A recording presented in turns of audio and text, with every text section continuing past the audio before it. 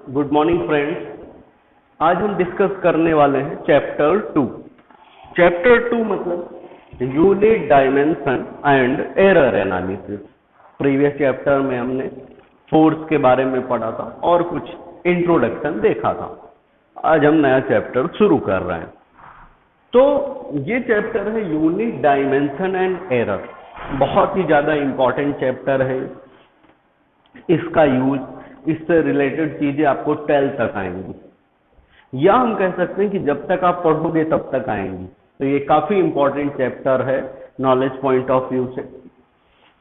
अब इस चैप्टर में हम काफी चीजें पढ़ने वाले हैं, जैसे यूनिट, जो हमने फर्स्ट चैप्टर में देखा था कि हर चीज के आगे यूनिट लिखी थी मैंने, तो वो क्या है यूनिट, कहाँ से आई, वो सब पढ़ेंगे।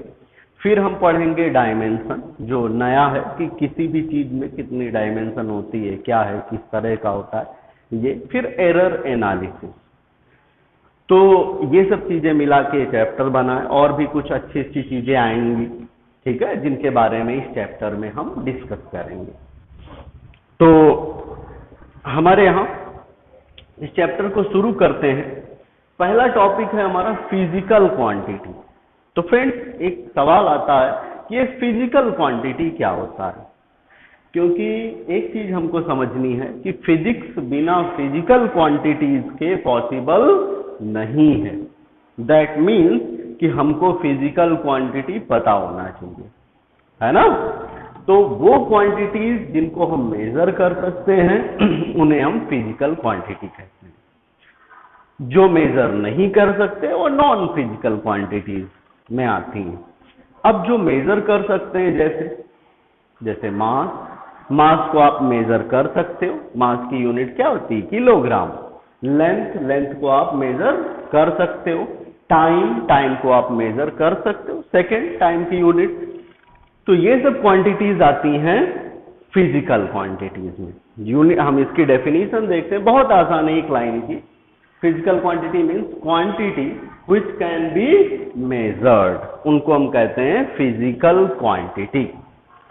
और इसको अगर हमको मैथमेटिकल फॉर्म में रखना हो तो कैसे रख सकते हैं, NU equal to constant. N क्या है, तो नंबर, वो क्वांटिटी, और U क्या है, यूनिट।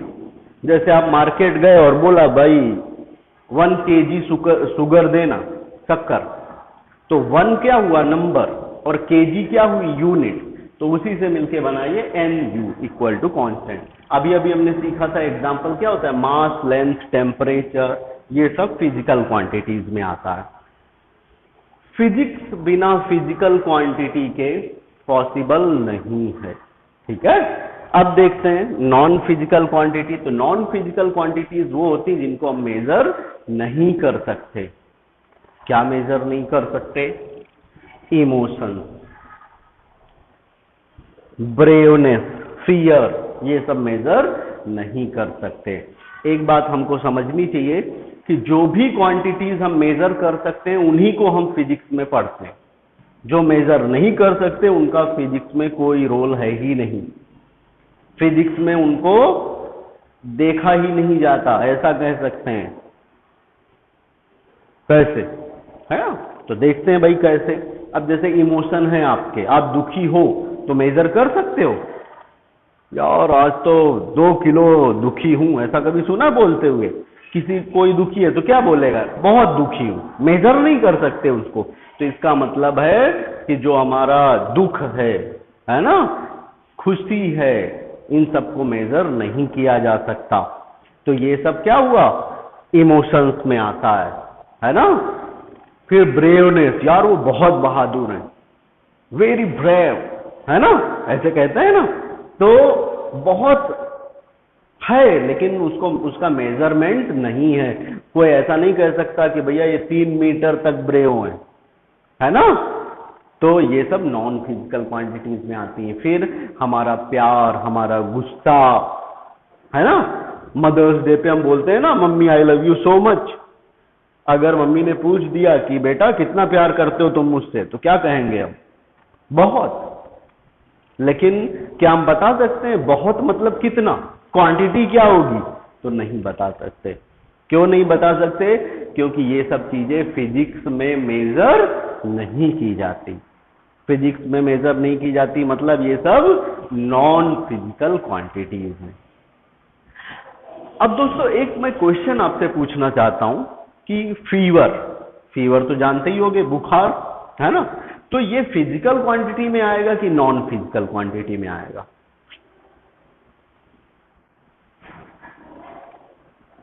तो आप में से कुछ लोगों का ये आंसर हो सकता है कि सर फिजिकल क्वांटिटी में। फिर मैं आपसे पूछूंगा कि कैसे, तो आप बोलोगे कि मेजर कर सकते हैं। तो दोस्तों ये नॉन फिजिकल क्वांटिटी है, फीवर नॉन फिजिकल क्वांटिटी है। कैसे बताता हूं। देखिए, आप जो मेजर करते हो वो टेम्परेचर है, हम थर्मोमीटर से टेम्परेचर मेजर करते हैं, फीवर नहीं। थर्मोमीटर का यूज किस काम में किया जाता है? For the measurement of temperature. तो दैट मीन्स कि हम फीवर मेजरमेंट नहीं कर सकते, तो ये नॉन फिजिकल क्वांटिटीज में आता है। ठीक है, तो ये हमारा बेसिक कुछ इंट्रोडक्शन था फिजिकल क्वांटिटी और नॉन फिजिकल क्वांटिटी। ये क्वांटिटीज के बारे में और भी हम आगे जानेंगे। अब देखिए, हम डिस्कस करने वाले हैं यूनिट, ये होगा, फिर हम और क्वांटिटीज के बारे में कुछ डिस्कस करेंगे। अब बात यह थी कि यूनिट क्या है। एक बात समझना चाहिए कि हमने अभी फिजिकल क्वांटिटी पढ़ा, तो जिनको मेजर कर सकते हैं वो फिजिक्स में है। इसका मतलब है कि फिजिक्स में यूनिट की बहुत ज्यादा इंपॉर्टेंस, फिजिक्स में यूनिट की बहुत ज्यादा इंपॉर्टेंस है। तो ये चीज हम यहां पे देखने वाले हैं। तो सबसे पहली बात आती कि यूनिट है क्या, व्हाट इज यूनिट। तो यूनिट आप ऐसा कह सकते हो, इट इज लाइक सरनेम, हमारी जैसे सरनेम है वही काम करती है यूनिट। किसी भी चीज को आइडेंटिफाई करते हैं हम उसकी यूनिट से, है ना।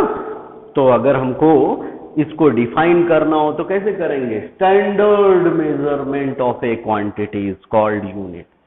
किसी भी क्वांटिटी का स्टैंडर्ड मेजरमेंट ही उसकी यूनिट है।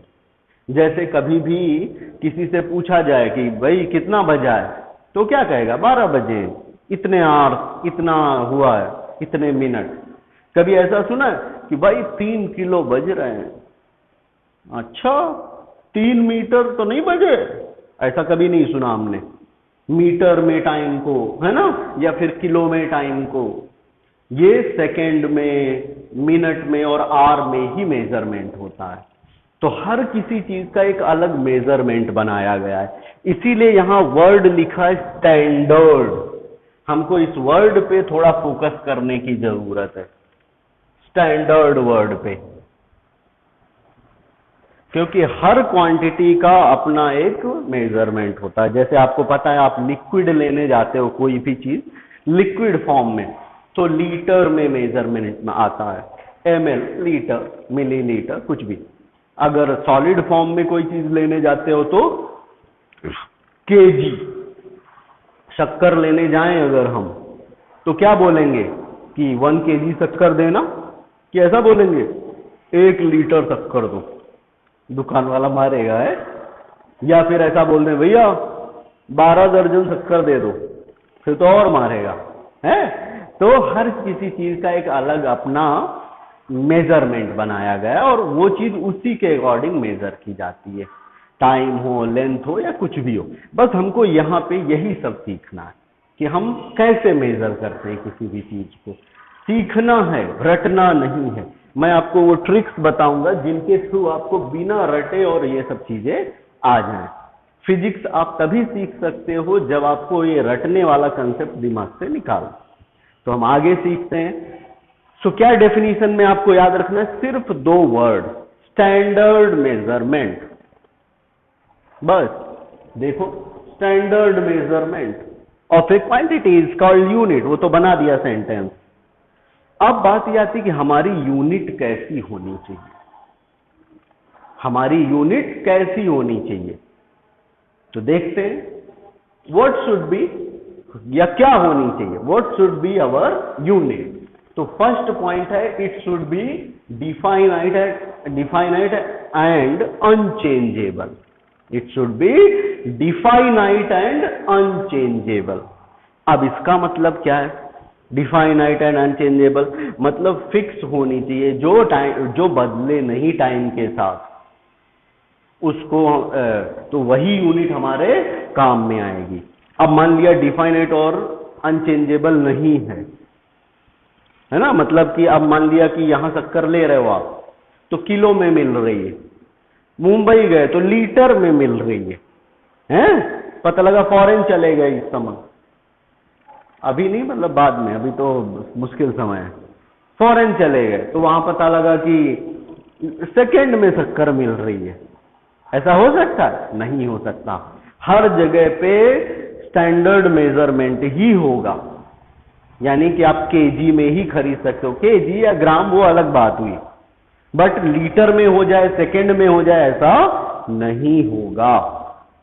तो इसीलिए unit should be definite and unchangeable. मैंने कहा था यूनिट हमारी सरनेम जैसी है। अब जैसे यहां पे आपकी सरनेम है शाह, पटेल, कुछ भी रख लो, दीक्षित, है ना? अब ऐसा नहीं होगा कि जो पटेल भाई हैं वो अगर महाराष्ट्र जाएं तो उनका नाम करकरे हो जाए, सरनेम, है ना, या तेंदुलकर हो जाए, ऐसा नहीं होगा। वो वहां भी पटेल ही रहेंगे। जैसे मेरी सरनेम दीक्षित है तो मैं अगर यहां पे दीक्षित हूं तो महाराष्ट्र में भी मेरी सरनेम दीक्षित रहेगी, साउथ जाऊं तो भी दीक्षित रहेगी। हाँ, तो हमको वही चीज है कि हमारी यूनिट भी वैसी होनी चाहिए जो बदले नहीं। दूसरा है फिनोमिनन शुड बी परमानेंट, मतलब कि अगर कोई फिनोमिनन, कोई एग्जाम्पल है जो हमारी यूनिट को डिस्क्राइब कर रहा हो तो वो भी बदलना नहीं चाहिए। ऐसा नहीं कि हम यहां पे देख रहे हैं तो कुछ और हो जा रहा है और कहीं और जा रहे हैं तो वो बदल जा रहा है, ऐसा नहीं होना चाहिए। जैसे हमको पता है कि यहाँ गर्मी होगी तो बर्फ पिघलेगी, तो वो हर जगह पिघलेगी, है ना? तो फिनोमिनन ऐसे बदलने नहीं चाहिए। तो ये दो चीजें सीखी कि हमारी यूनिट क्या होनी चाहिए। तीसरा पॉइंट है prototype easily available and reproducible. Prototype का मतलब क्या? प्रोटोटाइप का मतलब होता है shape and size, shape and size, easily available and reproducible.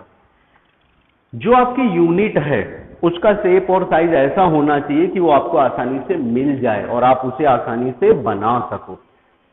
For example, जैसे अभी हम क्या मेजर करते हैं कि जैसे 1 मीटर है तो थोड़ी सी डिस्टेंस जितना आपने लिया, एक एग्जाम्पल दे रहा हूं, 1 मीटर मान लिया हमने इतना दिया, तो हम इतना कहीं भी बना सकते हैं, इतना लंबा कहीं भी डंडा हमको मिल जाएगा या मेजरिंग टेप मिल जाएगा। जस्ट इमेजिन कि 1 मीटर की लेंथ अगर हम यहां से लेके अमेरिका तक करते तो क्या आपको मिल पाती? नहीं मिल पाती भाई। इतना लंबा कहां से आप 1 मीटर बनाओगे? तो 100 मीटर मेजर करना हो तो क्या करोगे भाई? 200 मीटर मेजर करना हो तो क्या करोगे? और इतना लंबा कहां आपको कोई मेजरिंग टेप मिलने वाला है हमेशा और हर जगह। तो हमारी यूनिट ऐसी नहीं होनी चाहिए, ऐसी होनी चाहिए जो आसानी से मिल जाए। जैसे आपने कहीं देखा होगा सब्जी मार्केट या कहीं भी जाते हैं तो कुछ दुकान वाले पत्थर रख के भी काम चला लेते हैं, उसी वेट का पत्थर रख के भी काम चला लेते हैं। जैसे 1 kg का पत्थर है तो उतना ही 1 kg का वेट है तो उतना ही पत्थर रख के काम चला लेते हैं। अब सोचो 1 kg वेट अगर बहुत ज्यादा हम लेते इनिशियल डेज पे, क्योंकि ये 1 kg कहां से आया भाई? तो इनिशियली हमने एज्यूम तो किया था कि भाई इतने मास को हम 1 kg कहेंगे, इतनी लेंथ को हम 1 मीटर कहेंगे, तभी बना है 1 मीटर। तो उस समय अगर 1 kg मास को एक बहुत बड़ा वो ले लेते तो क्या होता? तो जो दुकान वाले हैं सब्जी मार्केट वाले जो थोड़ा छोटा सा पत्थर यूज कर लेते हैं उनको इतने इतने बड़े पत्थर लाने पड़ते। अब इतने बड़े पत्थर हर जगह तो मिलते नहीं, हर कहीं तो मिल नहीं सकते, इसीलिए हमारी यूनिट ऐसी होनी चाहिए कि वो इजीली अवेलेबल एंड रिप्रोड्यूसिबल हो। तो यही है कि prototype easily available and reproducible. अब एक और टॉपिक देखते हैं कि सिस्टम ऑफ यूनिट। ये जो हमने यूनिट पढ़ी है ये किस सिस्टम में होती है, इनका ये मेजरमेंट कैसे होता है। तो फ्रेंड्स इनिशियल डेज पे शुरुआत में 3 तरह के सिस्टम थे। कौन से थे ये हम जानते हैं। तो हम एक टेबल के थ्रू जानेंगे। यहाँ सिस्टम है, हर किसी में मास, लेंथ और टाइम का मेजरमेंट अलग अलग था। तो हम जानते हैं कि कौन से सिस्टम में किस तरह से हम मेजर करते थे। पहला सिस्टम है हमारा MKS। MKS का मतलब M फॉर मीटर यानी लेंथ, K फॉर किलोग्राम और S फॉर सेकेंड। तो MKS सिस्टम में हम मास को केजी में मेजर करते थे, लेंथ को मीटर में करते थे और टाइम को सेकेंड में मेजर करते थे। फिर आया सिस्टम CGS। CGS सिस्टम को हम गॉसियन सिस्टम भी कहते हैं। इसमें क्या होता था कि मास को हम ग्राम में मेजर करते थे G, लेंथ को सेंटीमीटर में और टाइम को हम सेकेंड में मेजर करते थे। ये सिस्टम आने के बाद एक थर्ड सिस्टम आया जिसको हम कहते हैं FPS सिस्टम। FPS सिस्टम मतलब फुट पाउंड सेकेंड। अब ये सिस्टम क्या है? तो ये सिस्टम ब्रिटिशर्स लोग लेके आए थे। ब्रिटिशर्स मतलब अंग्रेज लोग, है ना, अपने यहाँ पे राज किया वही। तो इस सिस्टम को हम ब्रिटिश सिस्टम भी कहते हैं। इसमें हम मास को पाउंड में, लेंथ को फुट में और टाइम को सेकेंड में मेजर करते हैं। ये सिस्टम आज भी हमारे यहाँ बहुत सारे लोग जो पुराने लोग हैं लेंथ को अभी भी बोलते हैं, भाई कितने फुट जगह है ये। अपने लोगों को फुट के बारे में ज्यादा आइडिया नहीं, लेकिन वो लोग अभी भी यूज करते हैं कि भाई कितने फुट जगह है, इसका मतलब लेंथ को फुट में। वो ये जो लेंथ का फुट मेजरमेंट है ये ब्रिटिशर्स लेके आए थे। पाउंड में मास अभी भी फॉरेन में मेजर किया जाता है। वो जो बड़ी बड़े टूर्नामेंट होते हैं जैसे WWE और दुनियादारी, तो इसमें जो पहलवान लोग होते हैं उनका मास पाउंड में ही मेजर किया जाता है। तो ये था हमारा बेसिक कुछ चैप्टर 2 के बारे में। अब आगे का डिटेल हम पढ़ेंगे नेक्स्ट लेक्चर। Thank you.